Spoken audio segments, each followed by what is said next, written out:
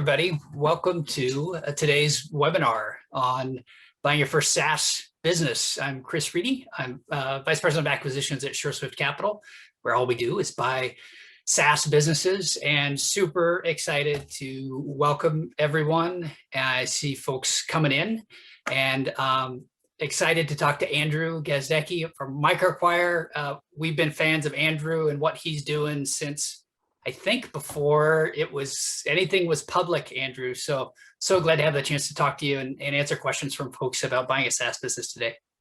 Yeah, I'm excited to be here. One thing I don't think I've ever told you, Chris, is the day I launched MicroAcquire, Kevin was one of the first to retweet out MicroAcquire and say it was a cool idea. So yeah, excited to be here. Big fans of SureSwift, and excited to answer some questions about buying SaaS businesses. Fantastic. Well, I know we've had a lot of signups and folks are still coming in the webinar, but we're hoping to keep it conversational and fun and real today. So as you come in, it's always fun just to hear where people are logging on from. So if you want to drop that in, as well as if you've got a question that you want to get to today, let's get them on the board. So I have a question for everybody. Who thinks that Chris's background is a real office? I know the answer.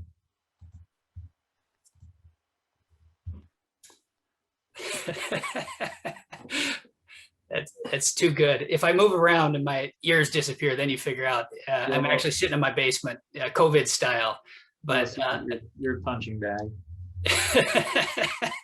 That's right. You wanna? So should we kick this off with one of the first questions?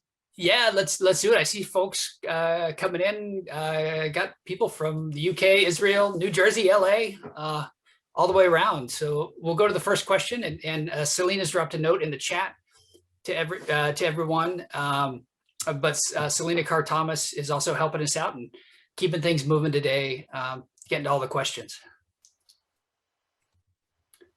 All right. So first question, Andrew. Andrew, I'm going to put this one to you. I don't see anything coming in live in the chat yet. But the first question that we noted down, what should I expect during a valuation combo? So I'm going to throw that to you first, because I know that founders are often coming back to you and buyers are coming back to you, and you're both sort of aware of what's going on, but letting them do their deal. What do you hear about those first valuation discussions? Yeah, that's a good question. I would say the biggest expectation to have during a valuation conversation, especially if you're selling your business or even on the buy side, is having a valuation that you can justify. Like, it's not just we took this number, multiplied it by 20, and that's how we got here, but something that kind of is in line with market multiples, and I think is justified. Meaning, this is how we value your business. This is why we got to this valuation. And sometimes it's all the way down to, a very specific number, rather than like a big round, like 1.5 million or something like that. But that's probably the main thing. If you're a founder, being able to justify how you're valuing your business, I think that's really important to buyers, because it shows that you put some thought into your valuation. You understand what your business is worth. It's always a negotiation. So what you think your business is worth might be different from what most buyers think it's worth. But being able to just justify it somehow, I think is probably my best tip. But Chris, I'd love to hear your thoughts on this too, because I know you deal with this a lot as well. Yeah, totally agree with everything you said about having some rationale, whether you're the buyer or the seller. And from my perspective, it's okay. It's okay if part of that rationale is actually sort of not numeric. Like, yes, you want the valuation grounded in reasons and comp and what can happen with the business. But particularly from the founder's perspective, like, it's totally, it is fine, and it quickens the process, if a founder has a number in their mind. Now it's ideal if that number is grounded in reality, but if they know that, for instance, they will keep running the business unless they get $1 million offer, and they know that, then it's perfectly fine for the founder to share that. And sometimes I do think sometimes founders are reluctant to share that. So one thing that I actually try and do, I try to have that valuation conversation early, because and make it low stress, so that both sides are really sharing at least kind of ballpark perspective.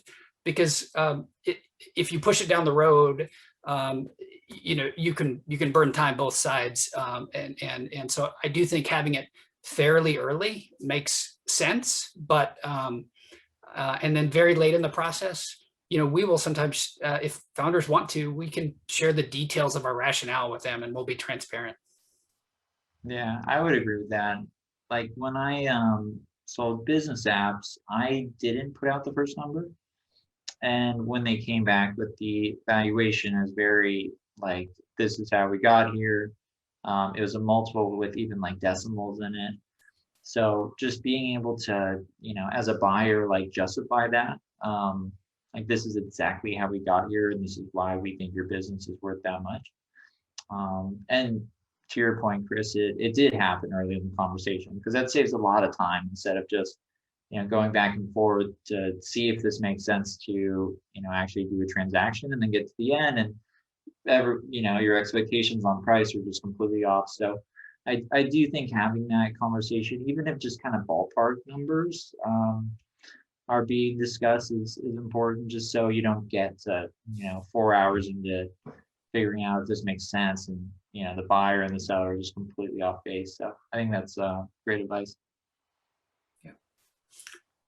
I guess the last thing I would sort of tack on there is that from our perspective at SureSwift, we absolutely want to avoid sort of surprises on valuation, particularly between the LOI and close. Like at that point, the sort of both parties have agreed. And I think there are actually some practices for bigger companies and bigger acquisitions, like larger private equity and strategics, where I think there often actually is a difference between an LOI price and what's in the final close. And I think those translate really poorly to the micro SaaS market, where you're really dealing with individuals, and it's just absolutely blows up trust.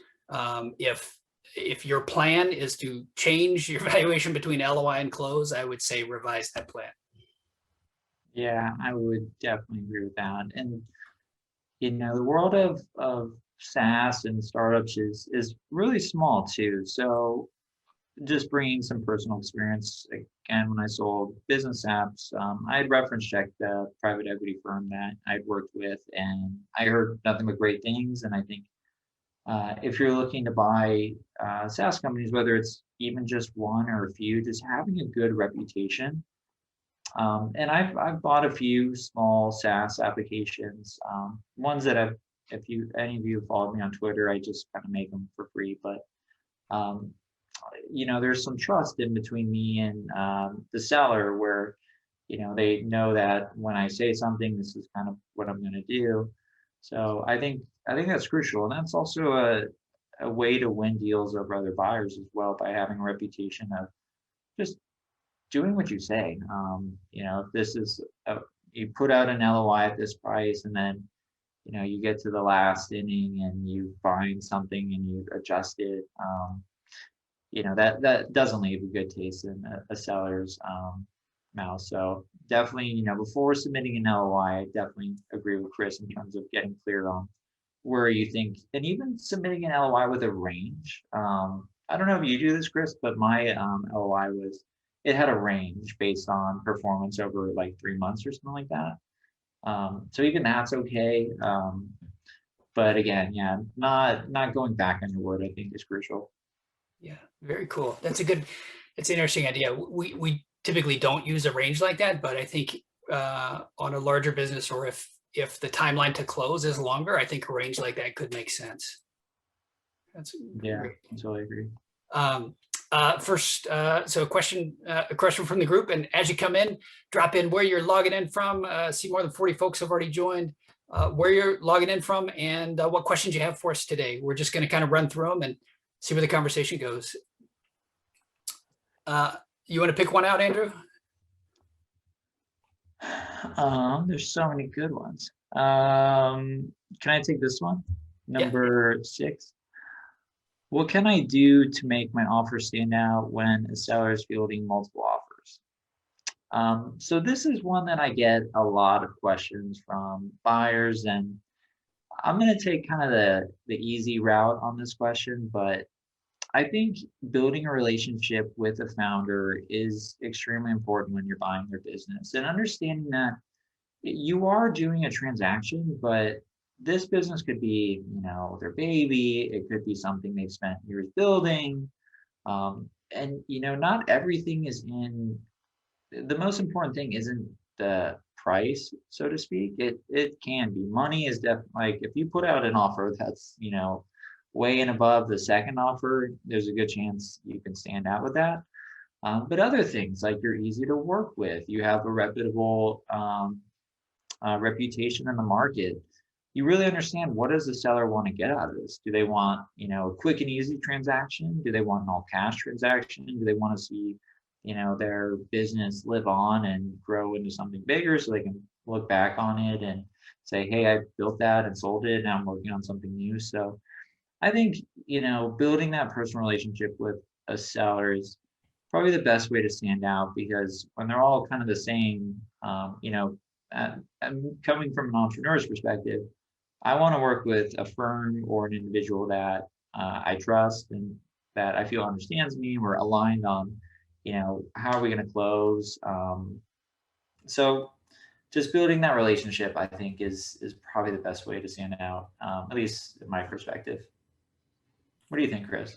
Yeah, I agree. I agree with that totally. That I think, and I may extend on it, like, as we talk about potential acquisitions, the term we use a lot is fit.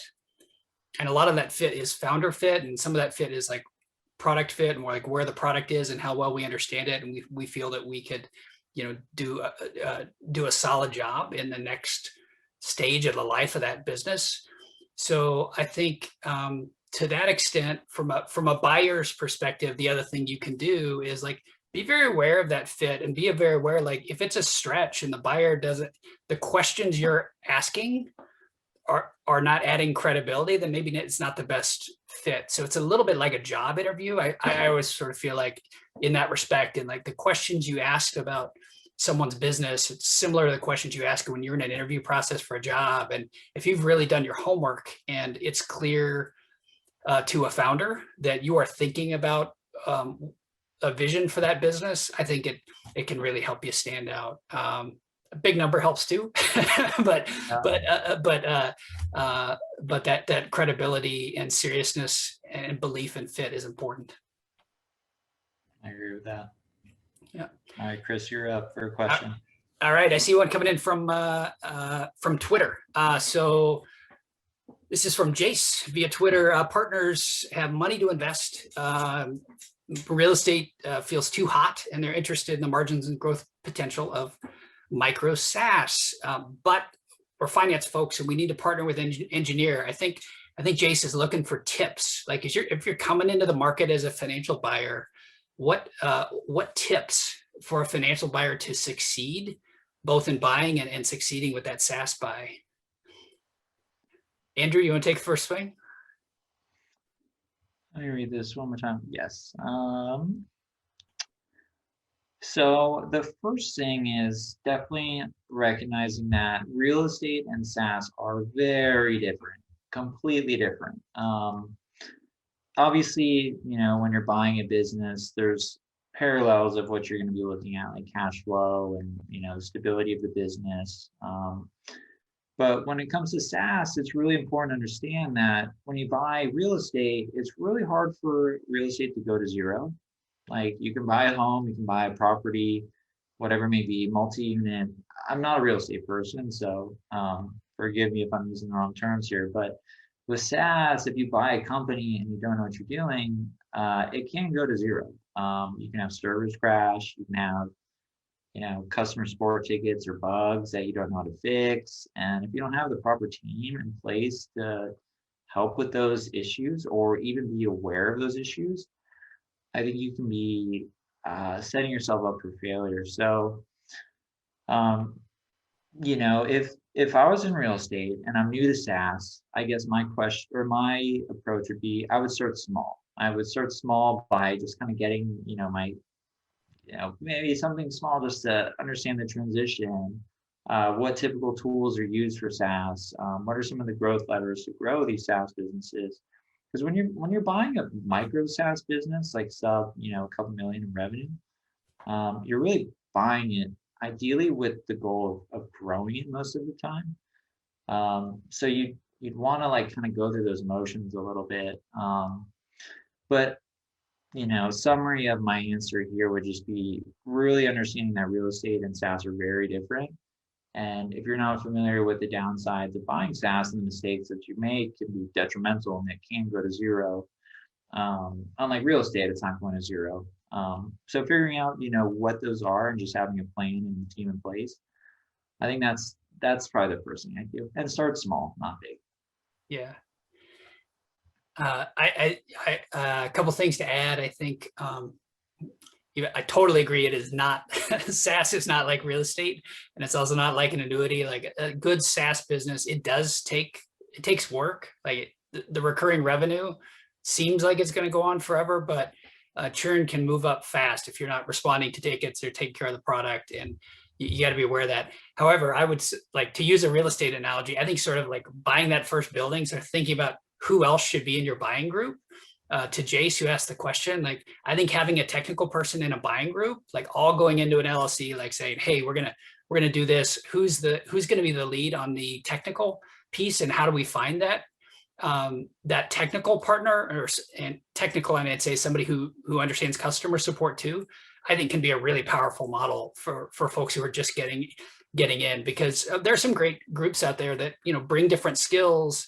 They all partner, but I think without having that technical skill set sort of in the group, or how to get to that help cheaply, it can be the equivalent of like always calling, the real estate equivalent of always having to call a plumber and pay emergency rates if like you don't have some of that core competence pretty tight inside your buying group. Yeah, I would definitely agree with that. And with SaaS, there's always things changing, breaking. So just being prepared for that is crucial. Just like in real estate, you want to have probably someone on site to fix with the plumbing, like Chris just mentioned. Cool. Next question from the chat. Thanks for dropping the questions. These are great. How do you keep legal and finance costs in small transactions to a minimum? I'll take a first swing at that one if you don't mind, Andrew. Yeah, go for it. All right. So look, it takes a little planning, but there are templates out there. And I'd say, look, this is all we do is buy SaaS, but we are still very template driven. We try to keep things simple. Even in a few $1 million transaction, it's not fun on either side. If your legal, like the longer your legal docs get, the less straightforward the deal is. So I think focusing on a simple LOI template and a simple asset purchase, I think is really important. And I know, Andrew, you've been working on how do you reduce some of that friction when there is fit, and buyers and sellers would prefer to minimize the legal costs. Yeah, I would agree with that. I guess my first tip would be speak to an attorney in advance and just draft the docs. And you can ask for a flat fee up front, and you can speak to multiple different attorneys. But yeah, anytime I've sent an LOI or an APA, it's like Chris said, it's templated. General terms will change usually on the first page or something like that. But they are docs that you can draft once and use multiple times. There's nuance to every deal and the structure that you do, but for smaller SaaS deals, let's define that as under $100,000 or $50,000. You can get, some pretty templated docs and use those. So I think Chris is spot on in terms of, yeah, not overthinking it, but definitely, bringing in legal counsel early and then letting them know what you're trying to do. I'm trying to buy, a SaaS company for $100,000. I'd only like to spend, $1,000 to draft these docs. Is that feasible? That's where I would start, and that's what I typically recommend. So you don't meet someone and you meet a perfect company that you want to buy for that price range, and then you have to kind of scramble to get all the legal stuff together. Having them prepared in advance, I think, is probably the best advice I would give. One last thought to add, kind of in the same neighborhood. I think sometimes on the smaller transactions, it can be tempting to not to use escrow and to try to not have an escrow firm sitting in the middle. My own take, and I think our at SureSwift, we really think it's a better transaction all the way through, like from the seller's perspective, knowing from a reputable escrow firm or third party. And Andrew, I know you all are thinking about these issues, like knowing the cash is sitting there before you start handing over keys to your code is critical. And from a buyer's perspective, like just in case, there is usually an inspection period at close, and just in case there's some sort of problem or full control of the code or a domain is not handed over, having an escrow firm in the middle, even on a small transaction, I recommend. Yeah, I completely agree. And I guess to kind of build on that, Chris, what are some of the main escrow companies that you recommend? I'm sure someone's thinking it, so I figured I'd ask. Yeah. So we have used escrow.com on small transactions. So it's, it's a behemoth. Also, we have used, there are a few specialty kind of digital business legal firms that have escrow. And I'm trying to, sorry, I'm blanking on the exact URL of the one that we use, but maybe I'll dig it up and drop it in the chat. But there are a few who sort of specialize. So it's just worth clicking through, having a few initial conversations. And normally it's a flat fee structure and it's based off of the size of the transaction. So, it's not super expensive. Yeah, and I would recommend escrow for any sort of transaction that you do, because it just kind of puts confidence on both sides for the seller and the buyer, and it just kind of formalizes what you're going to be transacting. All right. Let's see. Next up, this is a big one. I see a question in the chat from Rami.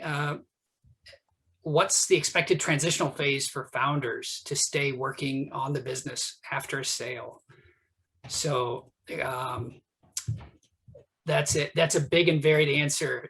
Andrew, do you want to take the first shot? Yeah, so there's no answer to that one aside from what you negotiate during the sale. So when I sold business apps, I had a transition phase as well as pretty much everyone in the company. I think it's crucial to have some sort of transitional phase with founders, to be either available for a few hours a week. One way to help with this is, like, for example, I recently bought a small Shopify app with a few friends for a young entrepreneur. We staggered the payments. So it was only $80,000, but we agreed to $40,000 up front, and then the additional $40,000 after 90 days. We haven't had any issues, but that kind of gives us as buyers some security, knowing that if anything goes wrong or there's just things that we didn't uncover during due diligence, we can hold back that payment if needed. So it depends on the complexity of the business.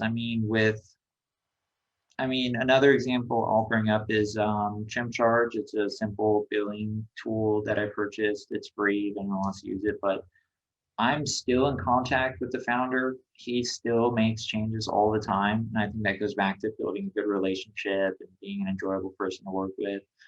But I highly recommend having some transitional phase with founders because there's always stuff about no one knows the business better than the founder.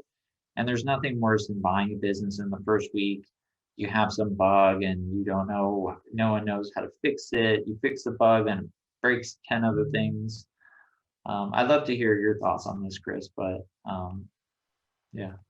Yeah, my thoughts are very much the same. I think I think being aware of the founders selling the business for a reason, and it's usually not because they want to spend a lot of time on it. it's not, unless it's sort of a purely financial. Often the smaller SaaS businesses are, it's serial builders or folks who've had a side project and they're moving on. And so I think thinking clearly about on a, we actually plan it out on a week to week or month to month basis, like how many hours are we paying for as part of the purchase price in support and help from the founder. And it's not that it has to be a flat, and it isn't a flat number of hours. It kind of goes down over time, but the founder's knowledge is hugely important, and founders are going to pick up the phone anyway. But I think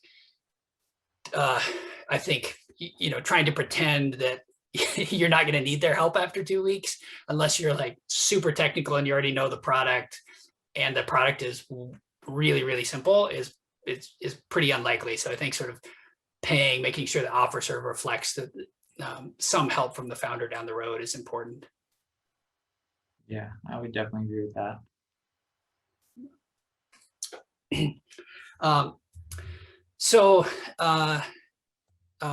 Real quick, I'm going to drop in a couple links to attendees. We talked about escrow options. I was blanking on the URL. It's Ecom Law Group is another option that we've used. They have a little bit of a specialty in digital escrow, as well as escrow.com.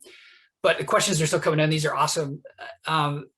Let's maybe take a short a short break, Andrew, and I think it'd be awesome for everybody to hear.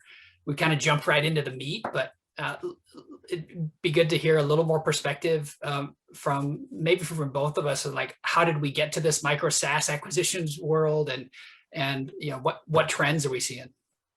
Yeah, that sounds good to me. Do you want to go first, or do you want me to go first? Well, sure. I've got a few gray hairs in the beard. I've been around different sides of the deal table in the last 20 years. So working in tech and startups, mostly a couple different stints in venture capital, and have been with SureSwift now 18 months. So I came over because I was really excited about what SureSwift is doing, trying to sort of professionalize and bring trust to the bootstrap SaaS world, really. And I love bootstrapped SaaS founders. So it's so much fun to be able to give a founder a cash exit. And so, that's kind of how I got here, but it's from a sort of a varied career in entrepreneurship and on the finance side of things. So I'd say the trends I'd see, like I never would have guessed the increase in attention, volume, good deals getting done that I think we've seen in the last 18 months. So it was a much quieter corner of the tech world.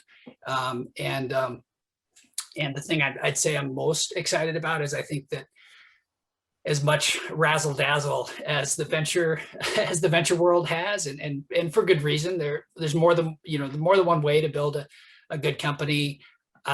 It's been super exciting for me to see more young founders. So we're now, buying from young founders who have started something in their dorm room and then turning it into something, getting their first exit, moving on, and feeling like, the bootstrapped SaaS world and digital entrepreneurship in general is just the amount of activity is even beyond what I thought it would have been when I joined SureSwift 18 months ago. Nice. And I guess my background is definitely on the entrepreneurial side of things. I've been starting businesses since I was like 10. I'll only tell you about a few because the rest are failures and stuff like that. But I got into this. I started MicroAcquire after building and selling two different businesses, and I just thought it was a fascinating space. And going through that, being on the sell side as an entrepreneur, not having like any idea how to sell your business, like a lot of entrepreneurs kind of feel like Google just shows up to your door one day with a big check, like congrats, $1 billion. And it doesn't work like that, unless you're Slack and you're growing like crazy. So I just thought, this could be a fun opportunity, and a personally rewarding opportunity to help entrepreneurs understand how to sell their business and just create content like this on, what do buyers look for? How do buyers value SaaS businesses? What are the legal stages of an acquisition? And these are topics that, 3, 4 years ago, it was really hard to, learn what they were unless you worked with an investment banker or a broker. And so just bringing more transparency to the market in terms of educating entrepreneurs on how to sell your business, um, it has been really rewarding for me. Not financially, just personally. Like Chris said, it's pretty awesome when, you can help an entrepreneur sell their business, and that's a meaningful outcome.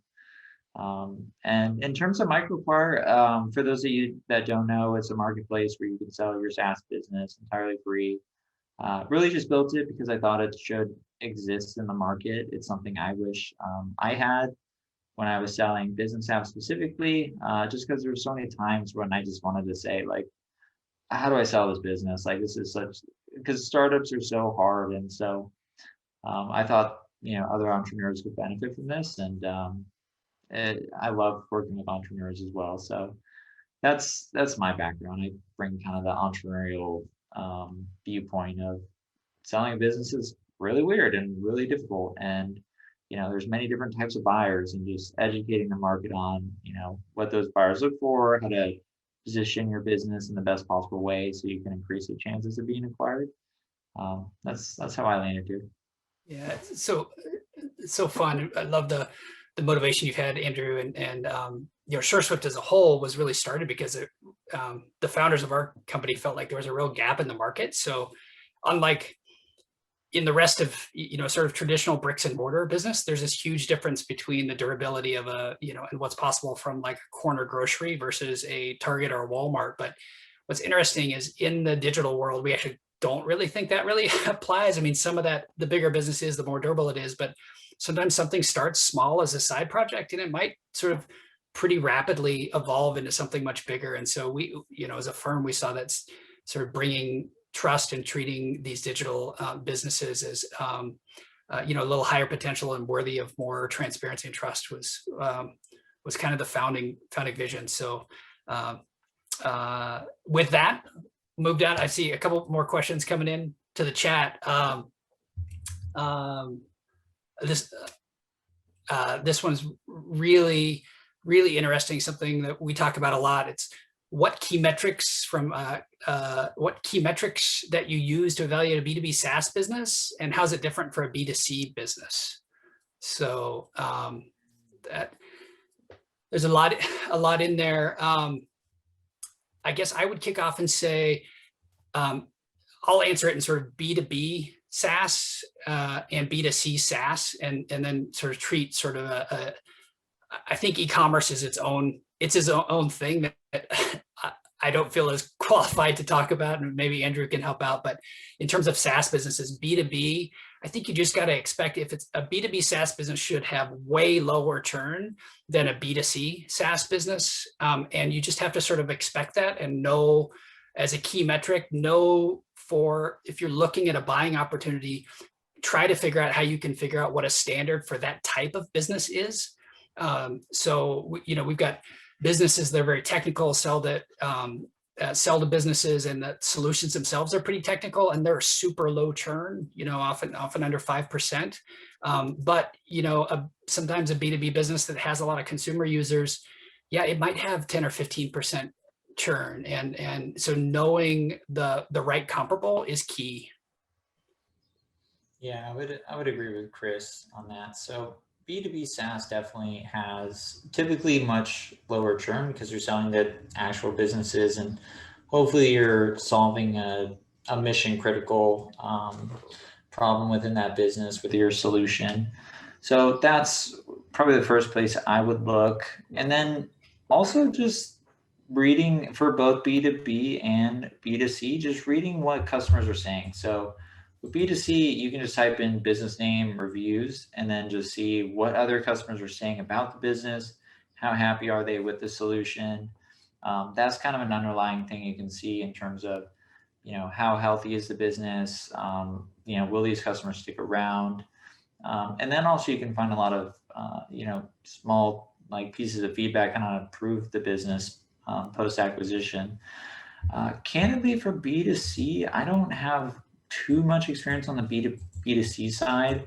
I do see a lot of B2C like mobile applications or marketplaces and stuff like that on MicroAcquire.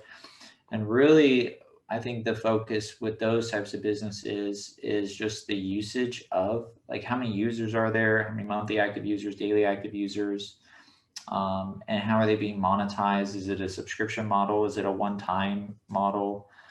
But I don't really see too much B2C SaaS, to be candid. But when I do, like Chris said, the churn is typically higher because you're selling to an individual rather than a business. So B2B SaaS, if I had to pick apples to oranges, B2B SaaS is my expertise and what I would focus on acquiring. Next question from Jake Jake Carpenter from Alaska. How do cross-border issues play into purchasing a SaaS business? So in other words, in wildly different legal environments and languages, it seems like at the lower end of the market, doing a cross-border deal could cause things to break down. So Jake's looking for suggestions to mitigate some of this.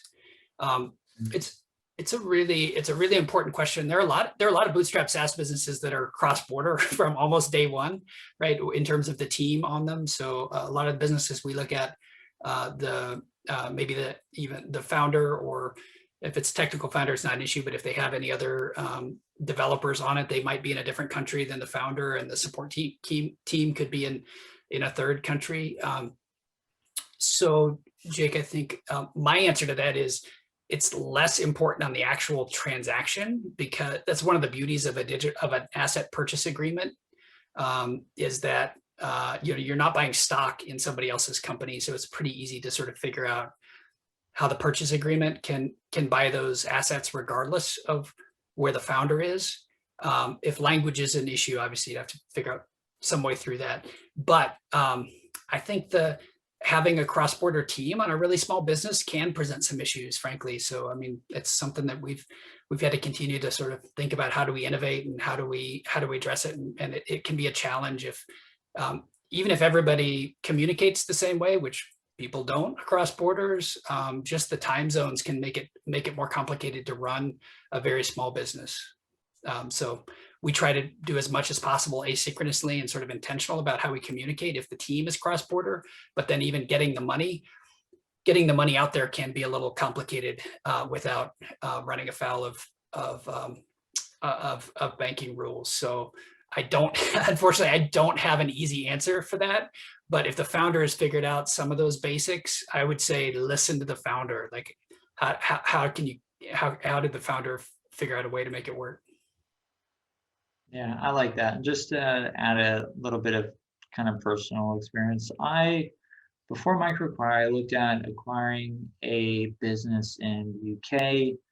We were going to buy the UK entity and then bring the entity into, long story short, it was going to be a fairly complex corporate structure. Don't recommend that. Recommend asset purchases for international deals.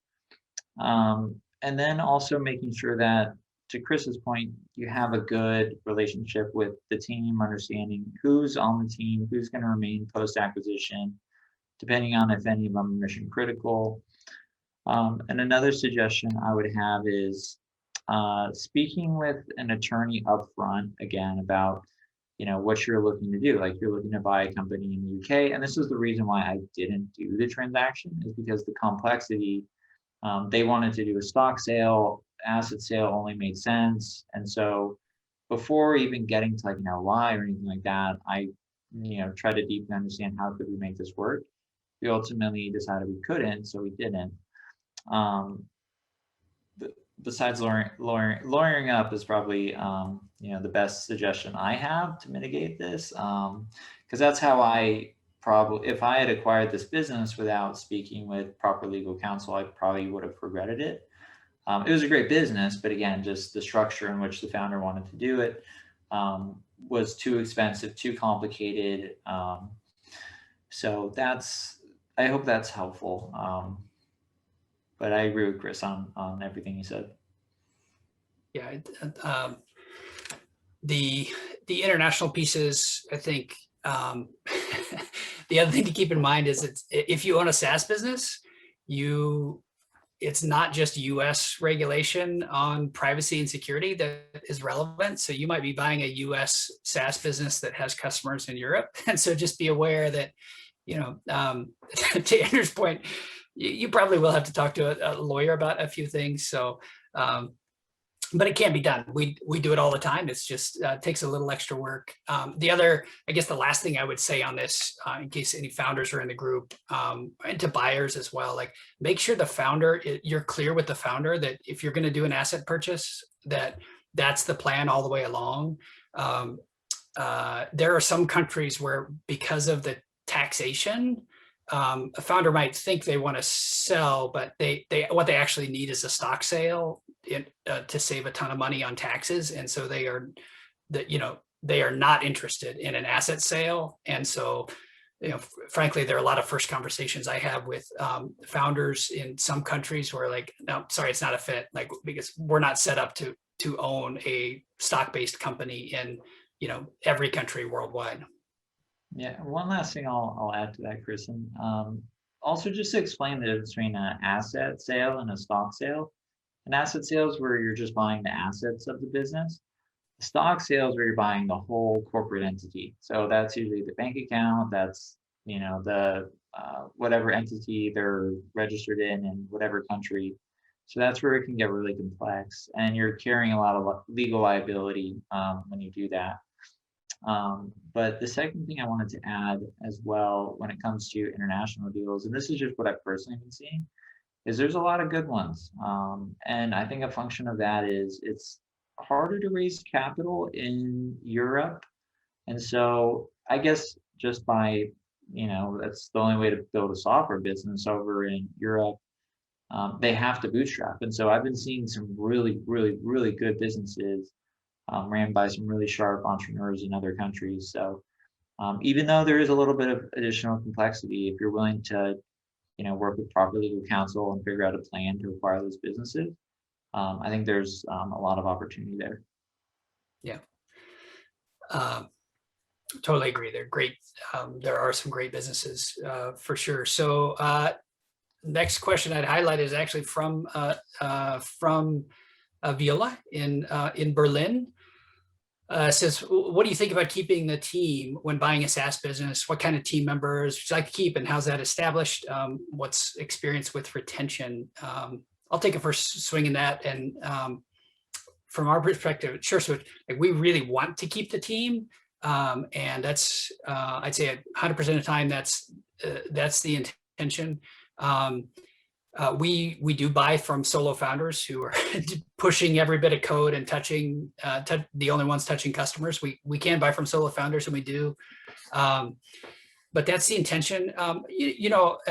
We are getting better over time at figuring out onboarding and how to that part of the transition to make sure that it's hard if you're it's hard when you find out your company is being sold, right? So it's if there's a broader team beyond the founder, I think talking through with the founder, like how to make that announcement, how to get to know the rest of the team, how to answer their questions is really important. Try to reduce the drama, but it's always a little, to be frank, it's, these people's lives, and there are folks on our team who've come on through acquisitions, and they know what that's like when you're on a team, and suddenly the founder, your boss, who maybe you've worked for years, says, or under LOI, I'm gonna sell the business. You're gonna be part of a different company, and so I think just being as empathetic as possible and planful about your communications is important. Yeah, I would agree with that from Chris. And another thing I would add is, don't expect the team to come over. I think you should, focus on earning their trust and earning, make them want to work for you, because they don't have to. Everyone's equal opportunity employees.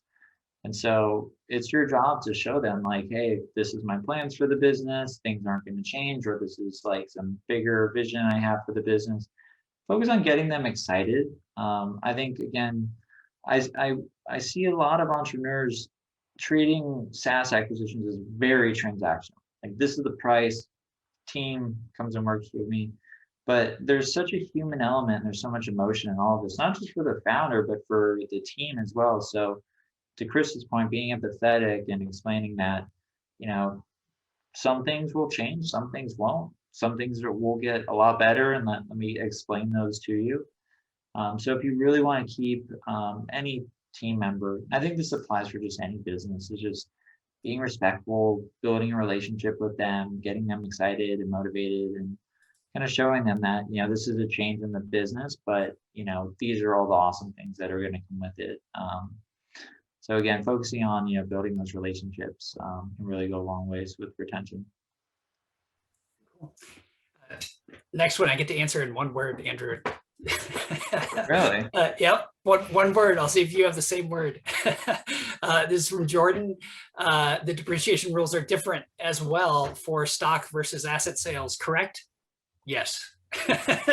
Asterisk. We're not accountants, but that is true. The depreciation rules are different for asset sales versus stock sales, and I still failed at the one-word test. Yeah, and then tax implications are wildly different as well. Yep. Even both on the buyer and seller side, right, Andrew? Like, depending on the country that the buyer and the seller on, that picture on asset versus stock sale, the actual economics of the money flowing can be pretty different. Yeah, like when I sold business apps, it was a stock purchase, and that was part of the negotiation. And the difference between taxation on that was substantial. So I remember earlier in this webinar, someone asked, how do you stand out? I don't recommend stock purchases unless you are a very sophisticated buyer and you're familiar with the liability that you can be bringing on, but that could be another way to stand out as a buyer by giving more favorable terms, especially when you can offer the same price, but the seller is taxed at a much lower rate, so their take home is higher. Yeah. All right. Next question. Don't have a name on this one, but how do you quickly evaluate the code base of a product, particularly if you're not technical? And what if the seller doesn't give full access to the code base? It's a really important question. And on the first, answering from the seller's perspective, totally understandable and expected that the seller should not want to give access to their code base to someone they don't know before they meet with them, and there's some sort of likelihood of a deal. So I think that's my own perspective. Like, it's totally understandable if a founder would hold back on that code access.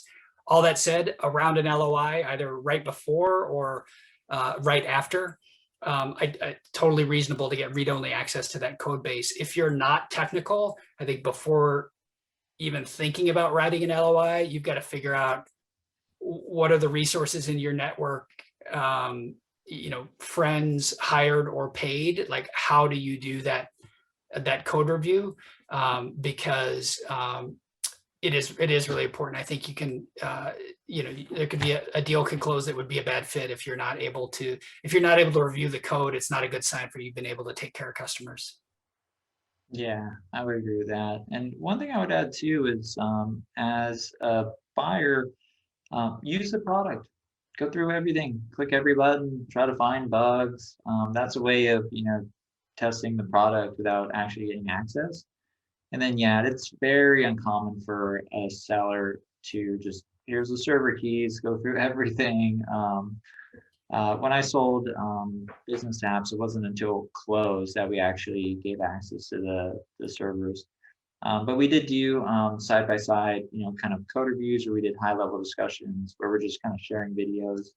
Every deal is different, but I agree with Chris in terms of that being the expectation is don't expect. And I honestly wouldn't ask a seller for access to code before you've actually really gotten to, at least you've closed or you've gotten very close to it and you're going to do this deal. And then if you're not technical, I recommend hiring an agency.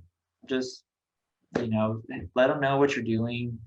You're looking to acquire a SaaS business. Obviously friends are better, or recommendations from other people for quick code reviews. But if you don't have those in your network, you could probably find an agency that can do either third-party due diligence, or they can be the ones that interface with the founder to understand the code base, and then you can utilize them to build further features if you wanted to. Yeah. All right. Next one from Rami. Shopify App Store is now a good place to look for SaaS businesses to buy. Are there other platforms to recommend for buyers? I have one on that. Go for it, Andrew. So Shopify apps are great. If you're a first-time buyer, I highly recommend them just because the transfer is so easy. Transfer is always difficult, but Shopify has billing integrated, analytics integrated. So it's kind of like just transferring over an account with the Shopify team. I recently went through it and was very surprised at how simple it was. But the other places I would look, and if I was buying SaaS companies right now, is I would be looking at the Stripe store. I have one app in the Stripe store, but other marketplaces like the Slack store, or I haven't looked at the Zoom store, but I'm sure they have something good in there, some good apps. But those are other good places to potentially look at as well. Yeah, I'd add in, we haven't done as much, but I'd add in the QuickBooks apps, and for Yes. a little bit bigger. In case anybody's out there who's bought one and has grown it and is ready to sell, it's a shameless plug. Would love to buy some Salesforce apps. So I think that's a really big ecosystem with a lot of room for high average revenue, freestanding products. So love that platform to buy in. Yeah, I haven't seen a Salesforce app, but I would 100% agree with that. All right. From Ontario, Pooja says, what are some of the top reasons you've come across why people sell their business, and at what stage are most founders selling? This is interesting for MicroAcquire, Andrew, because it's pretty varied, right? Yeah, the number one reason is I'm moving on to something else. Like either I have another, and I think this is why I personally love MicroAcquire so much, is some people are looking to build really big businesses, and that's great. Like they want to build, the $100 million SaaS, unicorn, and that's amazing. And so they build these businesses and they get to, let's say, 100, 200,000 in revenue.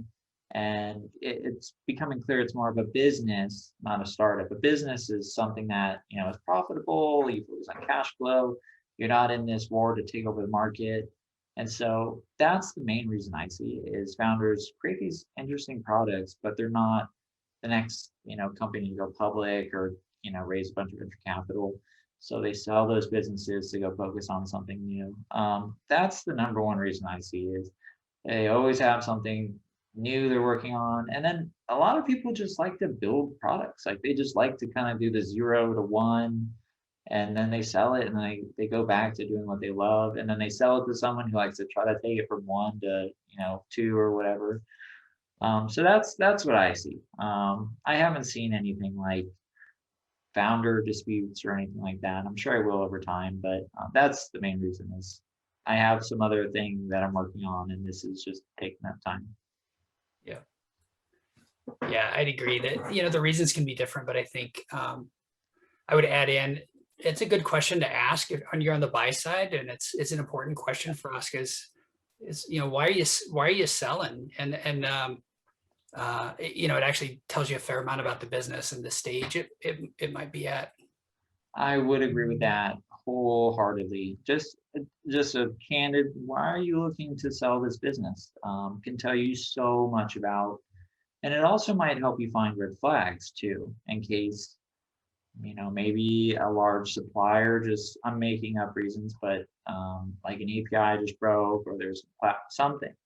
But that can, really help give you a lens into, is there something I should be concerned about?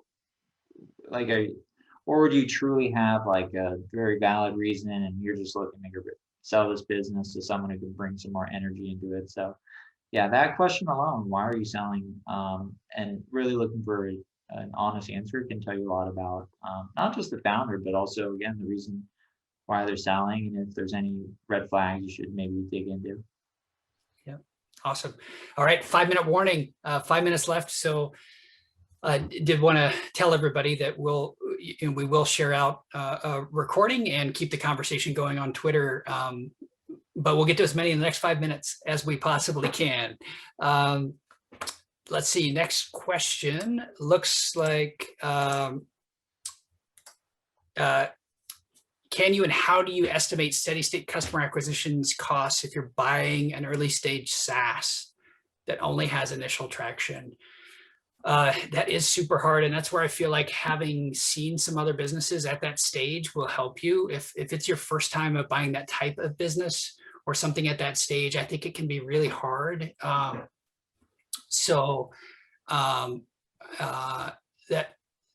That said, the more open-ended questions you can ask of founders, like what have you tried and what have you seen? Sometimes founders haven't had the time or the inclination to test different methods for customer acquisition. And so then you just know that's part of your early plan. Yeah, I would agree with that. And if you're buying a business that doesn't have a clear, repeatable customer acquisition strategy, or there's just initial traction, I would only recommend buying that business if you have experience growing SaaS businesses. If you can look at it and say, there's 4, opportunities to grow this business. Otherwise, you might be buying it and then you're stuck thinking, what do I do with it? How do I grow it? But those are great acquisitions for people that have previously grown businesses, or you have an existing customer base that you can sell the product to.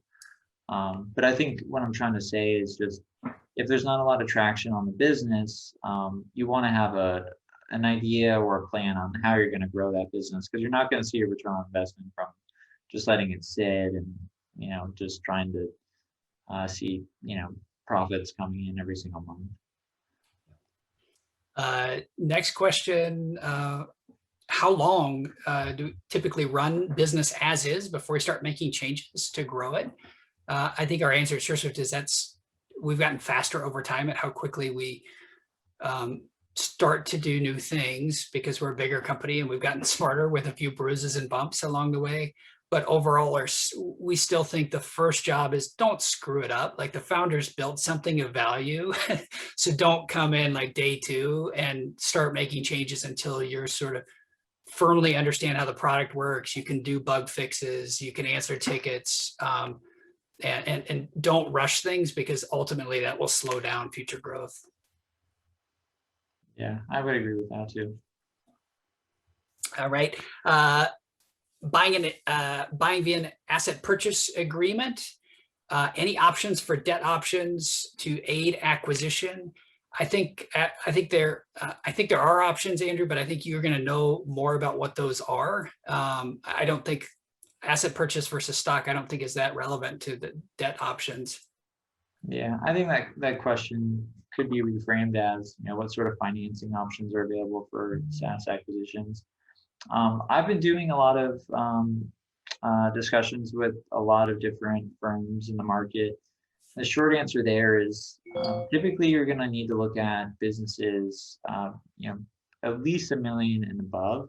So for lower, let's call it 100K or 50K, your options are going to be pretty limited in terms of finding a debt provider for that. Yep. That might change though. I'm not sure.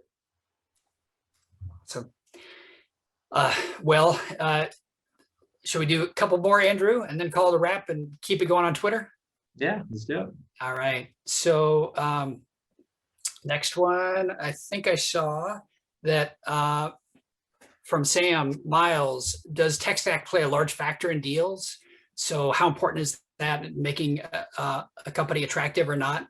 It is super important, but I think it's different for different buyers. So I think as a buyer, if you're out there like knowing where you have personal expertise or contacts or confidence in that tech stock, it'll help you sift through, you know, a lot of opportunities on the buy side.